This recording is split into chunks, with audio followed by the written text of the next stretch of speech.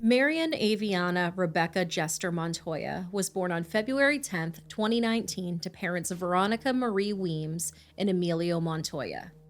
Marion's paternal grandmother was named Sheila Montoya, who she affectionately called Mimi. Now, when Marion was born, she was originally named Marion Aviana Rebecca Jester. After her grandfather Ramon passed away in June of 2019 after battling liver cancer, Marion's surname was changed to Jester Montoya in honor of her deceased grandfather. Now, at the time of our story, Marion was a beautiful 10-month-old baby girl with sweet brown eyes, chubby cheeks, and an adorable smile. Like most babies, Marion loved playtime. She enjoyed bouncing around, chasing her pets named Artie, Grayman, and Lily, playing with her dolls, and helping her dad play his video games. When all the playing had tired her out, Marion liked to relax by cuddling with her dad and eating her favorite snacks, which were Cheetos Puffs and mac and cheese. She was a smart baby and could ask for things she wanted, and could say yes, no, and hi, Dada. Yeah. Yeah.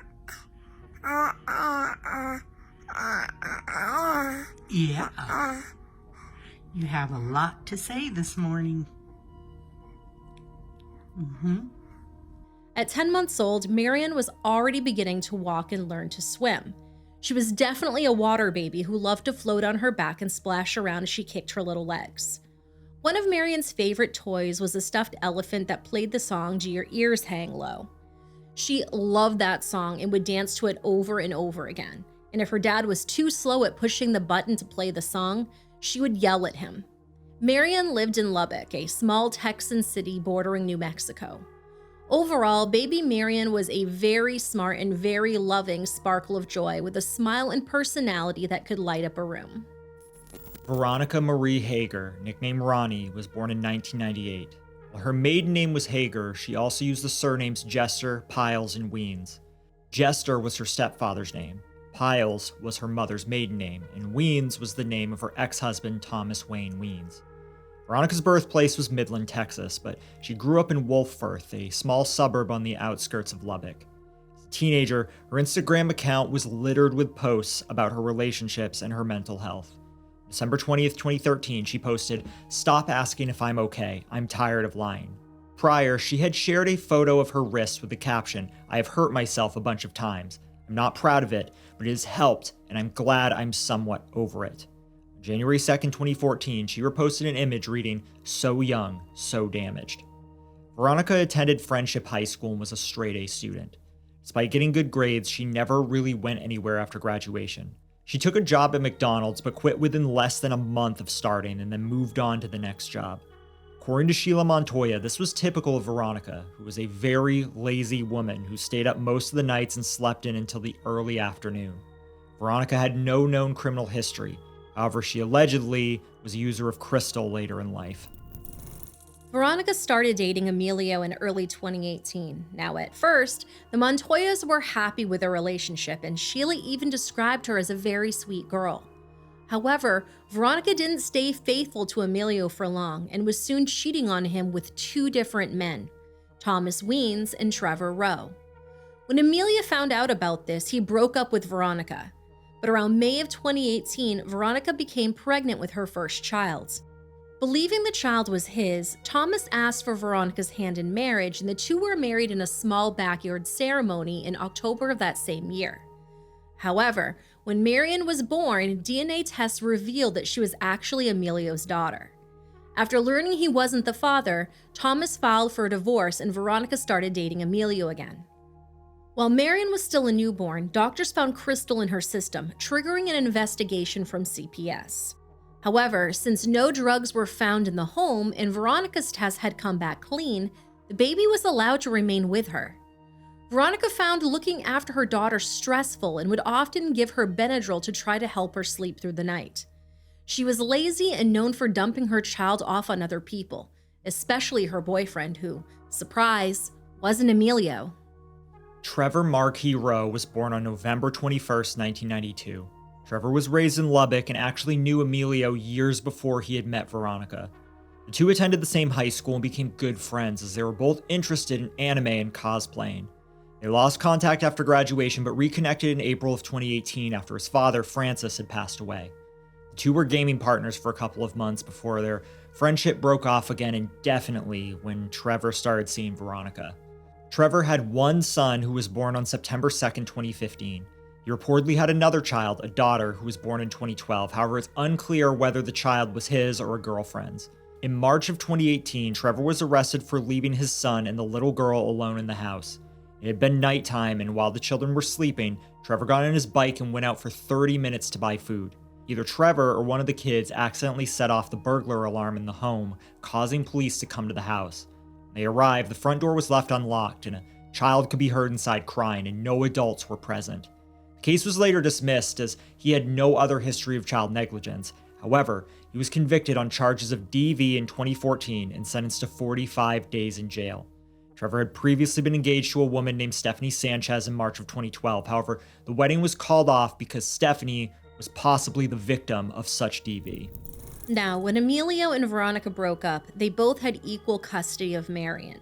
Marion lived either at her father's house or with Veronica at Trevor's duplex located at 9609B Boston Avenue. According to Emilio, Trevor's house was absolutely filthy, messy, and a danger to human health.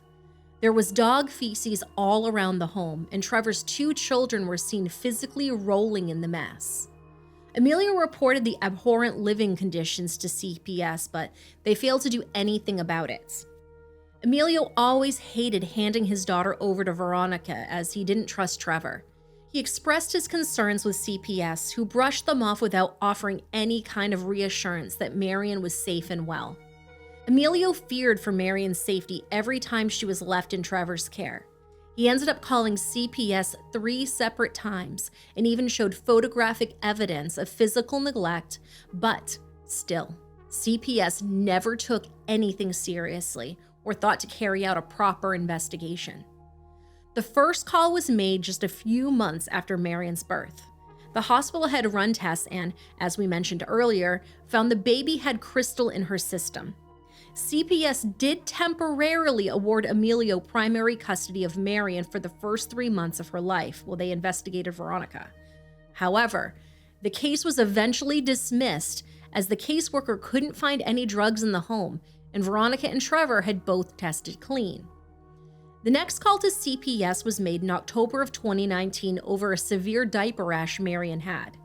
The last call came in December, right before the family traveled to Roswell for Christmas. Emilio reported that he had found a bruise on Marion's leg and showed a photo of the injury to a caseworker who flat out told him she didn't have time to come to the house and investigate. To add insult to injury, CPS then started accusing Emilio of lying about neglect just to get his ex-girlfriend in trouble. This infuriated Emilio, who on September 6, 2019, posted this message on Facebook, and I quote, "Let me take the time to say, f*** you CPS, causing problems that ain't even there, accusing me of shit I didn't even do, I didn't even call you, I'm not trying to get anyone in trouble, yet they were over here acting like I called them under a false report to get my baby mama in trouble. If I have any problems, I'm just getting a lawyer, I don't need you guys in my life." Emilio was beside himself. Having CPS completely brush off his concerns for months only to turn around and accuse him of lying made him feel hopeless and unable to protect his daughter. He knew Marion was being mistreated and that the neglect was getting progressively worse. There was always a fear in the back of his mind that one day he would get a call telling him something terrible happened to his daughter. Last time Emilio saw Marion alive was January 4th, 2020, after dropping her off at Veronica and Trevor's home. He remembers that day vividly as Marion had thrown a tantrum because she did not want to go. She cried and ran away from Trevor, screaming at the top of her lungs. She crawled as fast as she could back to her father and clung to him so tightly that Veronica had to physically pry her off of him. That was not the only instance of Marion acting terrified of Trevor. When Trevor came to pick Marion up from Sheila's one day, the baby started screaming and grabbing hold of her grandmother, hoping that she would protect her from Trevor. Emilio had always sensed that Trevor never wanted Marion around and saw her as a burden, took every opportunity to avoid caring for her, and on January 7th, 2020, this was no different. That morning, Marion was left in the care of her mother while Trevor went to work at a construction site near the area of 130th Street and Upland Avenue. He was a roofer and worked alongside members of Veronica's family. Around 10 a.m., Trevor returned home to pick up Marion and then take her to work with him. Veronica was tired that day and had asked Trevor to come and take the baby away so she could get more sleep. Trevor was angry that Veronica had pawned her baby off on him while she was trying to work. But instead of calling Marion's grandmother or father to come collect her, he let his hatred of Marion get the better of him. He crammed the infant into a black backpack and placed her on the front passenger floorboard of his Dodge Charger before driving back to work. After returning to work, Trevor would return to the vehicle every now and then and unzip the bag to check on little Marion trapped inside. At one point, he came back and found she had escaped the backpack. He stuffed her right back in and zipped the bag tightly without a second thought. At around 1 p.m., Trevor went on his lunch break. He unzipped the backpack to check on Marion again and claimed the baby was crying but still breathing and fine. Even though he was now free to look after Marion, he still wouldn't remove her from the confinements of the backpack. Instead, he moved her to the trunk of the car, not even caring if she slammed against the walls as he turned corners. Trevor drove to a nearby fast food restaurant and casually ate lunch, while the baby jammed in the backpack hadn't eaten since 8 the previous evening. He then returned to work, leaving Marion in the backpack, starving, overheating, and quickly running out of oxygen. When Trevor got off work at around 4:50 p.m., he checked on Marion and she was white as a sheet and unresponsive. 4 minutes later, Trevor called the Lubbock Police Department and told them he had a baby who wasn't breathing and he needed an ambulance at 113th Upland Avenue. He said he was going to pull over and start CPR before hanging up the phone. Trevor was actually at 130th Upland Avenue. It isn't known why he gave a non-existent address to a 911 dispatcher. Perhaps he was trying to divert their attention so he had time to run away, or maybe it really was just a mistake as the two numbers sound so similar. 911, what is your emergency? Yes, I need an ambulance. I'm on the corner of 113th and Upland. I have an infant with me. She's not breathing. Okay, let me get you to the paramedics. Stay on the phone, okay? All right, thank you. But regardless, paramedics were able to track the location of the call to a remote area off of 130th Upland Avenue. When they arrived at around 5, Trevor and the baby, who desperately needed help, was nowhere in sight. The vehicle had been abandoned and all that was left behind was a backpack in the trunk. First responders opened it. To their horror, the body of a lifeless infant had been so callously stuffed inside. Baby Marion was rushed to University Medical Center, where she was sadly pronounced dead upon arrival. The autopsy revealed she had died from asphyxiation and had toxic levels of Benadryl in her system. At 1 a.m. on January 8, 2020, the Lubbock Police Department arrested Trevor Rowe for the murder of Marion Jester Montoya. He was booked into the Lubbock County Detention Center and charged with capital murder, which carries a punishment of life in prison without parole or even the death penalty. Bail was set at $2 million. When questioned by detectives, Trevor retold the events that occurred on January 7th and admitted he was aware of how dangerous it was to put Marion in the backpack in the trunk of a car. In March of 2020, Trevor filed a motion asking to be released on a personal bond because he felt the pandemic exacerbates an ongoing and devastating public health crisis and brings a heightened risk of illness and death to people inside and outside the jail. Trevor also argued that since he had been incarcerated for more than 90 days without an indictment, he was legally entitled to be free. This is actually true, at least according to the Texas Code of Criminal Procedures chapter dealing with bail, which states a defendant in jail awaiting trial for a felony must be released either on personal bond or by reducing the amount of bail required if that 90-day deadline has passed without an indictment. However, on March 29th, Texas Governor Greg Abbott issued an executive order suspending the part of the code related to Trevor's case. The order read, "I hereby order that no authority should release on personal bond any person previously convicted of a crime that involves physical violence or the threat of physical violence, or any person currently arrested for such a crime that is supported by probable cause." When Sheila heard about Trevor's petition to be released from jail, she was horrified, understandably so. Fearing her granddaughter's killer could be temporarily freed, Sheila made a series of phone calls and emailed the district attorney's office, begging the public prosecutor, Case Sunshine Stanek, not to let Trevor out on bond. She even emailed 25 photos and 4 videos of little Marion, as she wanted the DA to put a face to the name Marion Montoya. The DA emailed her back, promising justice would be served for Marion. Trevor Rowe pled guilty to capital murder with a victim under the age of 10. Judge William Eichmann sentenced him to life in prison without the possibility of parole on April 28, 2023. He was also charged with operating a motor vehicle without a license plate. 3 victim impact statements were read during Trevor's trial. Veronica expressed that her world had completely collapsed when she learned of her daughter's death, and that she did not want to live in the world without Marion by her side. She also told Trevor that her broken heart will never heal, and she hopes Marion's death will haunt him for the rest of his life.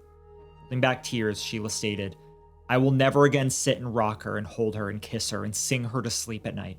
Our love and dreams were shattered by an inhumane, heinous act by a person my son called a friend." Sheila also mentioned that after Marion's death, Emilio spiraled into a depression that kept him isolated from the rest of the family.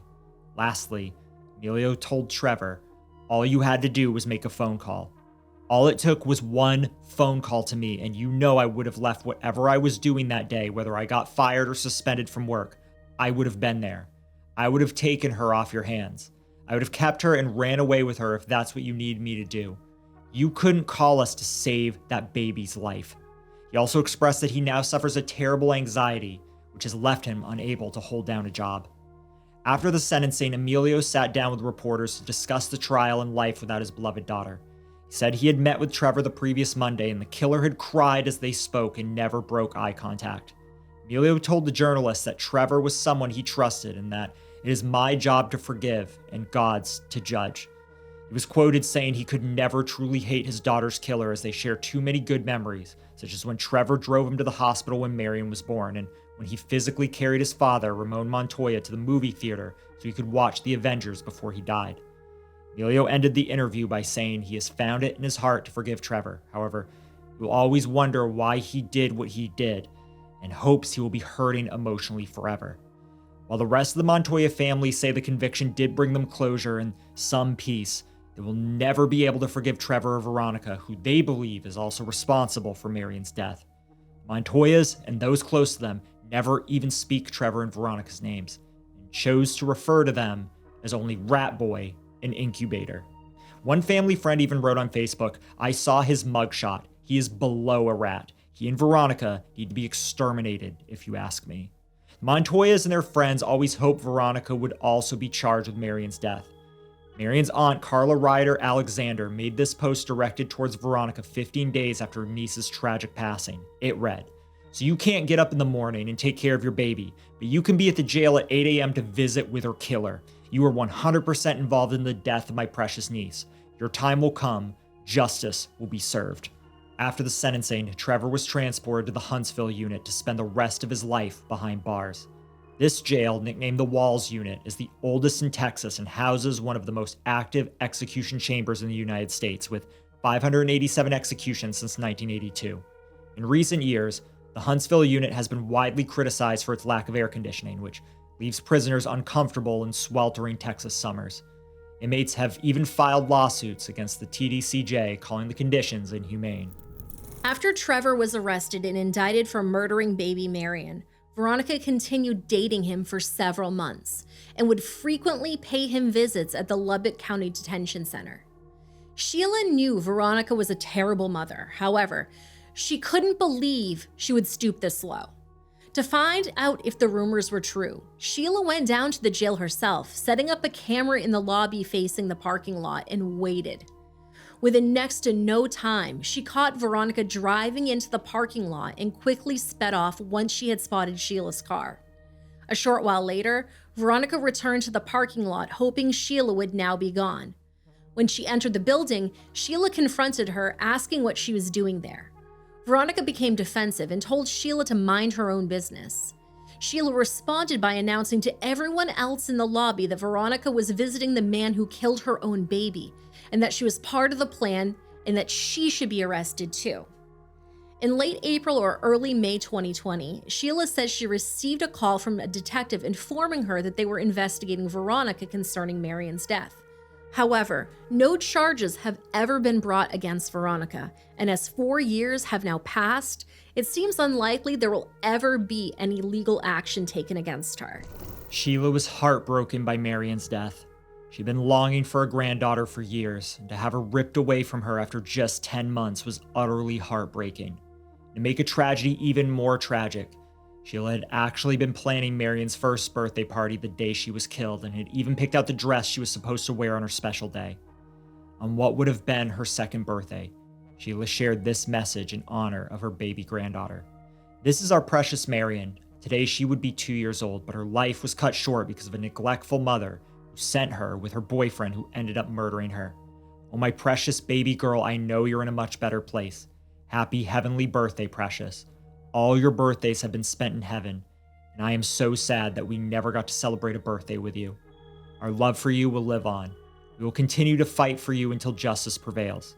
Hopefully, we will also be able to bring your mother to justice for her part in your death. Hashtag justice for Marion."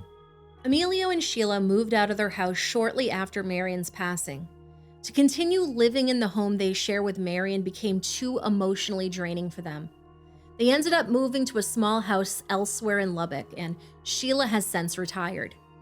3 years later, Sheila's nephew Matthew passed away, bringing the number of family tragedies to 4 in 6 years.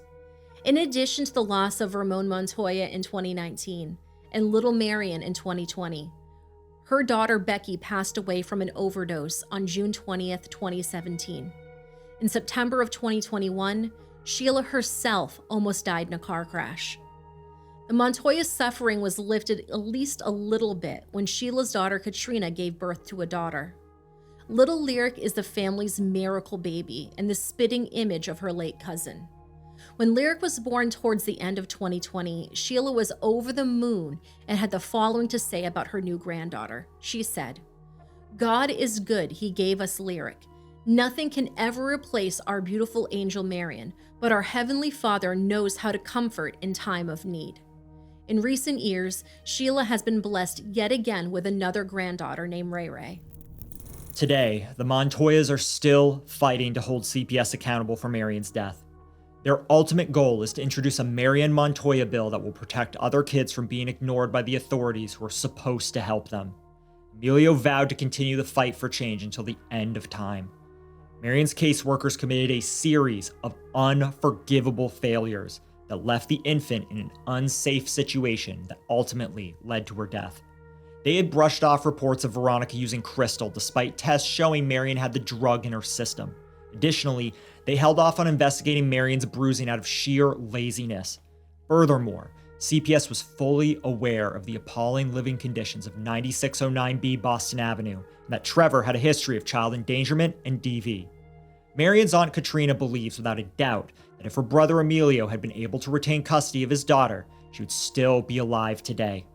A GoFundMe has started to help Emilio hire an attorney and sue CPS for their gross negligence. A Facebook page entitled Justice for Baby Marion Montoya, CPS Failed Her, was also set up to raise awareness about the case.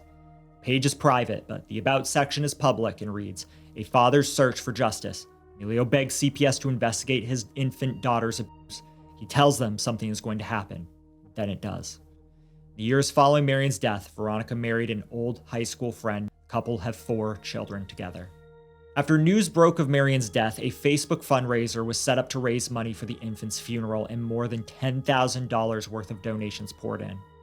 On January 11th, local artists and musicians came together at the Den located at 114th and University to put on a memorial show to also raise money for Marion's funeral. Campaign organizer and family friend Bud Castilleja told KLBK News, "I can't imagine someone doing that to anyone, let alone a 10-month-old baby. I hope we shine a light on this kind of thing. CA is surprisingly common. This isn't the first story. Unfortunately, it probably won't be the last." On the 1-year anniversary of Marion's death, A memorial was held at the exact location paramedics discovered her on 130th and Upland Avenue. The service began at 6:30 p.m. on January 7, 2021. The community released dozens of pink balloons into the sky in her memory. Marion's funeral was held at 1 p.m. on Thursday, January 16th at Calvillo Funeral Home and Chapel. An open casket viewing was held the day prior, and Marion looked very angelic in her little white dress and white bow headbands. The tiny white casket was laid on a pink Minnie Mouse blanket, and the floor beneath was scattered with balloons and some of Marion's favorite toys, including the singing stuffed elephant she loved so much.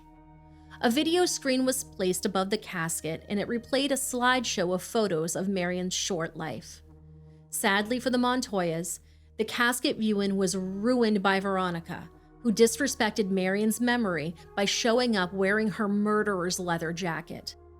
Baby Marion was cremated, and her ashes were kept by Emilio in a beautiful little pale pink urn which he had footprints engraved on, and a candle holder at the top, an inscription of Marion's birth and death dates.